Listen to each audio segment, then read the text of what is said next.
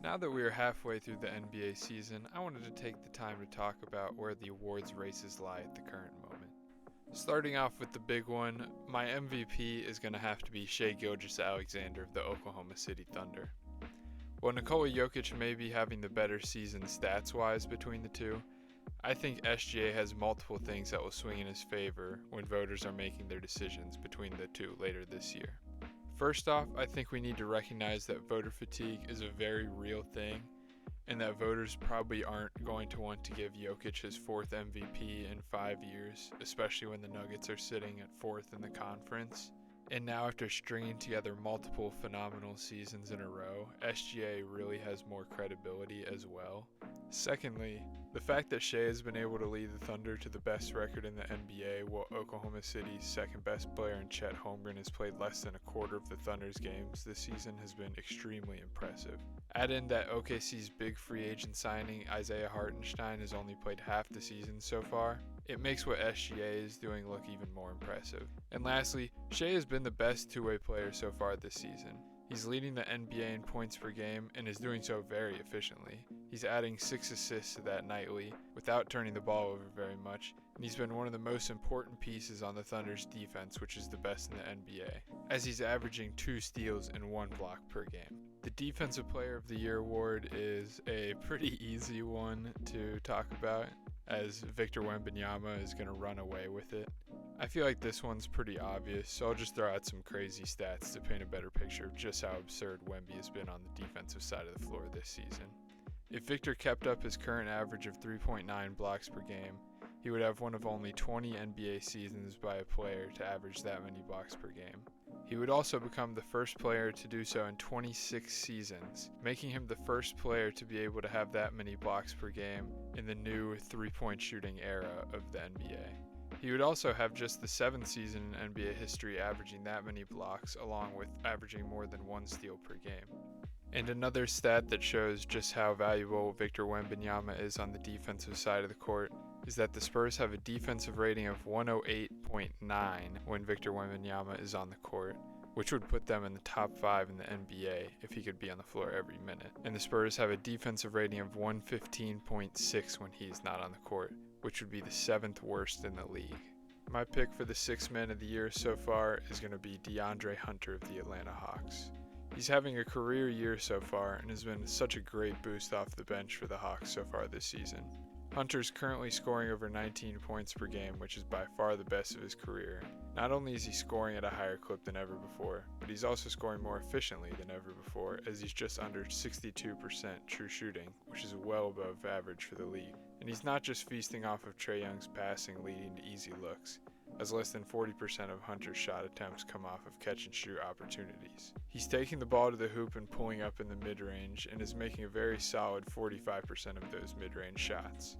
With Hunter scoring an efficient 19 points per game paired with good defense, I think DeAndre Hunter is the leader for the 6th Man of the Year award so far this season.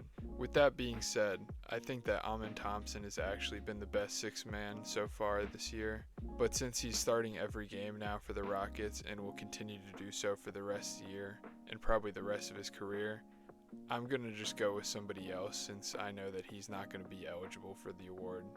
My most improved player so far this year has got to be Norman Powell. After having his worst season in 5 years last year, Norman has had a massive bounce back this year for the Clippers when they needed him the most.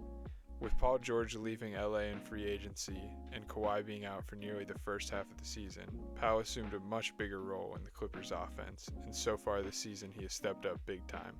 Norm is averaging a whopping 10 more points per game than he did last season, and he's not just shot checking, as his true shooting is actually about 5 ticks above league average.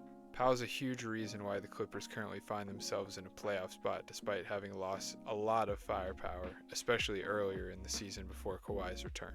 My Rookie of the Year at this point in the season is going to have to be Jalen Wells of the Memphis Grizzlies.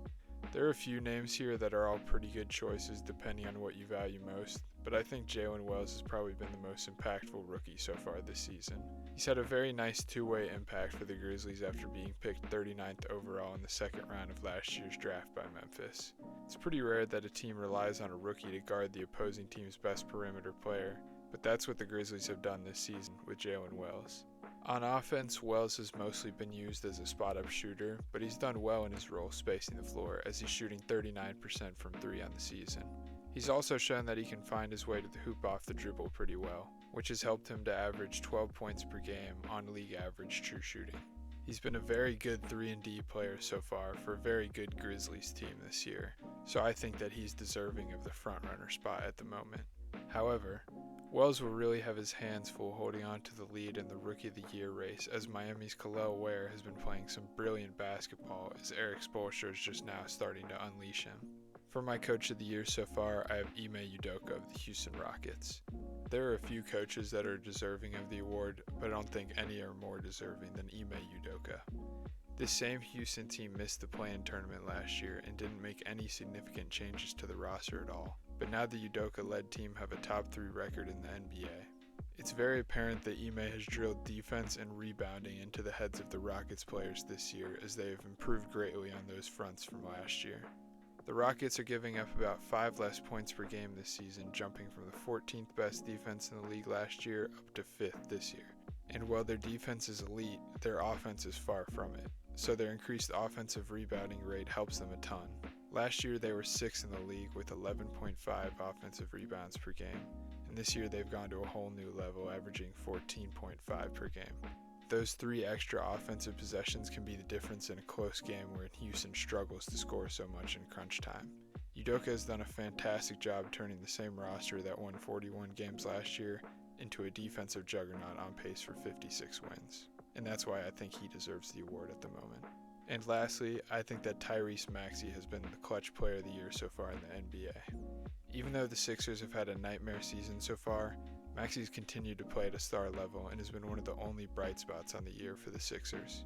He's been good throughout the season, but he really steps it up when the game gets close in the fourth quarter.